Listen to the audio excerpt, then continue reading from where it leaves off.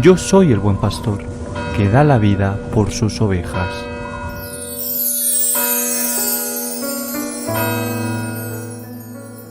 El Señor esté con vosotros. Y con tu espíritu. Lectura del Santo Evangelio según San Lucas. Gloria a ti, Señor. En aquel tiempo designó el Señor otros 72 y los mandó delante de él de dos en dos a todos los pueblos y lugares a donde pensaba ir él. Y les decía: la mies es abundante y los obreros pocos. Rogad pues al dueño de la mies que envíe obreros a su mies. Poneos en camino. Mirad que os envío como corderos en medio de lobos. No llevéis bolsa, ni alforja, ni sandalias, y no saludéis a nadie por el camino. Cuando entréis en una casa, decid primero paz a esta casa. Y si allí hay gente de paz, descansará sobre ellos vuestra paz, y si no, volverá a vosotros. Quedaos en la misma casa comiendo y bebiendo de lo que tengan, porque el obrero merece su salario. No andéis cambiando de casa en casa.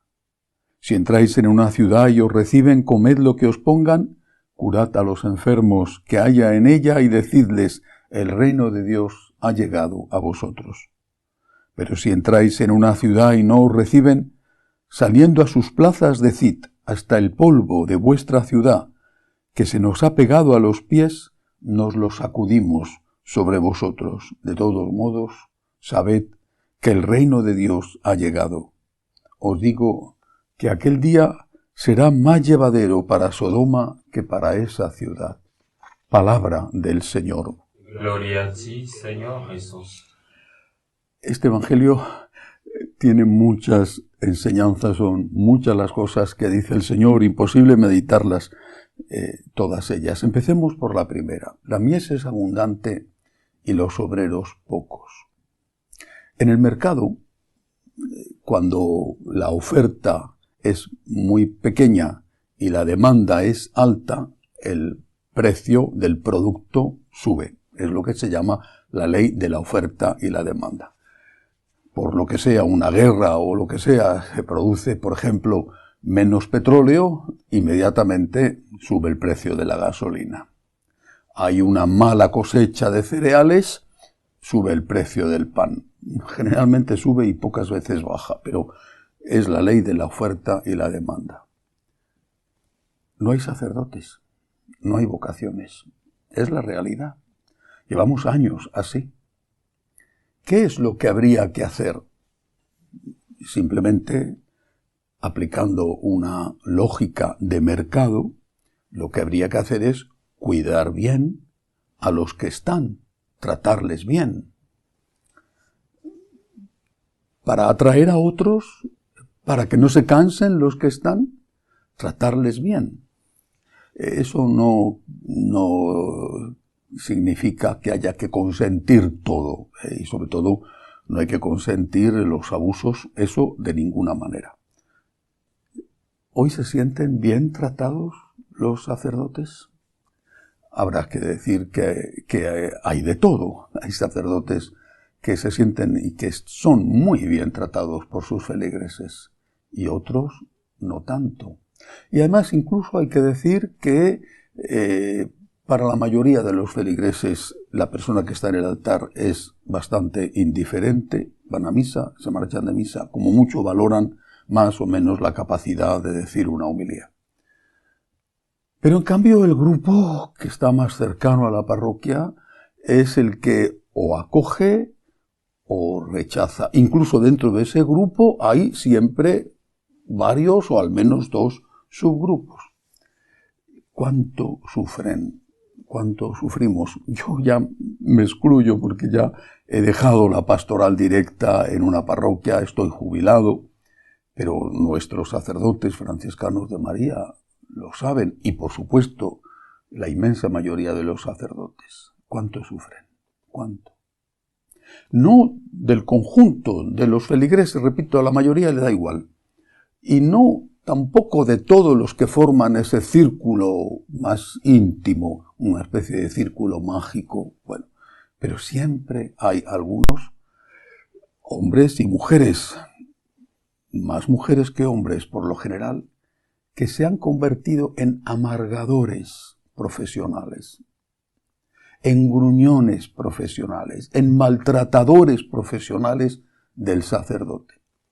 A la más mínima, y a veces sin que haya nada, ya están haciéndole la vida imposible. Quizá, generalmente son personas mayores, personas muy ancianas, quizá no se han dado cuenta de esta ley de oferta y demanda. No hay. Y cuando llega uno, el que sea, le van a hacer la vida imposible, porque añoran uno que estuvo, porque quizá el que llega es más conservador. Prácticamente casi todos los sacerdotes jóvenes son conservadores, y en cambio estas personas mayores viven ancladas en otra época, una época muy liberal, y quizá tuvieron un párroco tan mayor como ellos o como ellas, y que por lo tanto tan liberal como ellos, y llega el sacerdote joven y dice, no, pero hay que hacer bien la liturgia, o la enseñanza de la Iglesia es esta, y por lo tanto pueden comulgar estas personas y estas no. Amargar la vida, hacer todo el daño posible, denuncias incluso falsas, que me quiten a este cura y que me pongan otro. Es que no hay, da igual. ¿Cuánto daño hacen estas personas? ¿Cuánto daño? ¿Cuánto hacen sufrir a los sacerdotes? ¿Cuánto? Que Dios les perdone, porque pienso que no son conscientes de la maldad profunda que tienen y de cómo son aliados del demonio. Recuerdo un artículo de José Luis Martín Descalzo, que fue mi maestro en tantas cosas, decía que en una guerra lo primero que se destruyen son los puentes, y que en la guerra del demonio contra Dios, el objetivo primero a destruir son los puentes, es decir, los sacerdotes. Pontífices, puentes que unen una orilla con otra. Estas personas que hacen tanto daño a los sacerdotes son aliados del demonio, se dedican a amargarles la vida, a hacerles todo el daño que pueden, a veces de forma deliberada. Recuerdo uno de nuestros sacerdotes que me contaba no hace mucho cómo le había escrito una feligresa de esas ancianísimas, liberales, que viven en otra época y que nunca superaron el mayo del año 68. Cómo le había escrito lleno de insultos, amenazas. ¿Por qué? Porque quiere celebrar la liturgia como se debe, simplemente.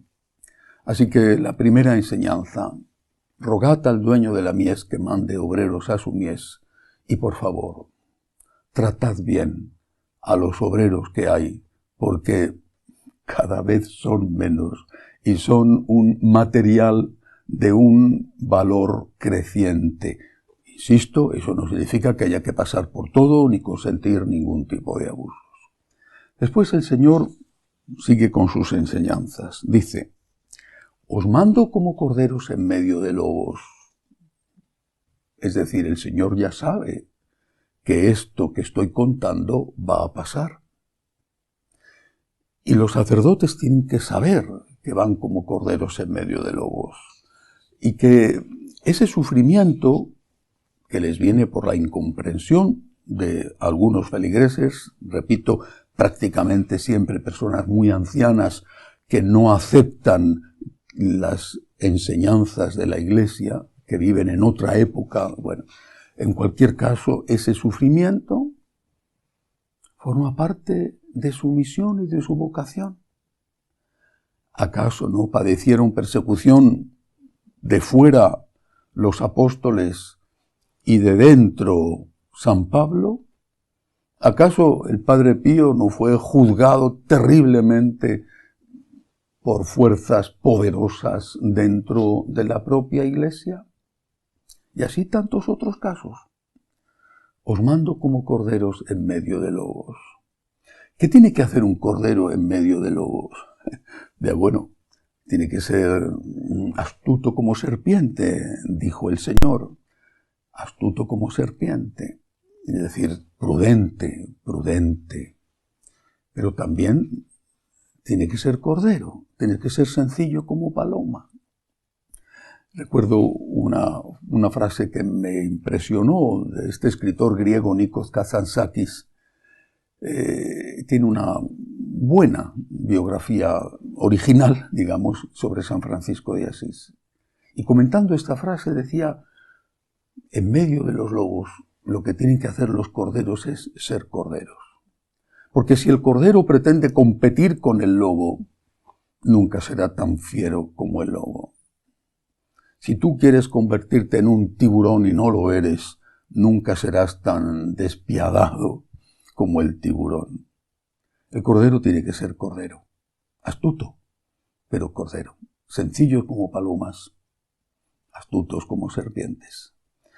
Y saber y contar con que la vida del sacerdote es la vida de otro Cristo, y la vida de otro Cristo, del alter Christus que decíamos, se dice de San Francisco, es la vida que implica la cruz, que a veces será, pues que hay poca gente en la iglesia y que tienes que celebrar misa con 1 o 2 personas.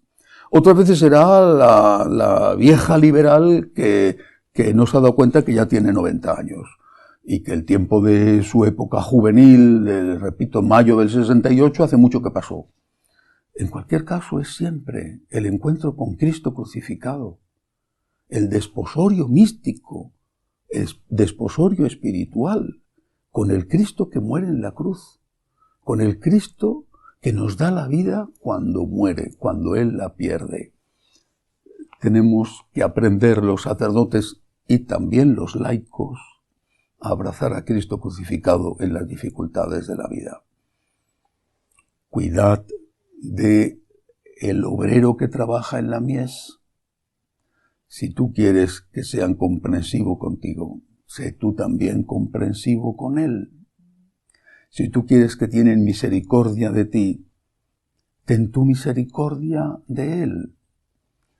No digo que haya que pasar por todo, repito e insisto, pero el Señor no quiso ser servido por ángeles, eligió ser servido por hombres, y los hombres todos tenemos defectos e incluso pecados.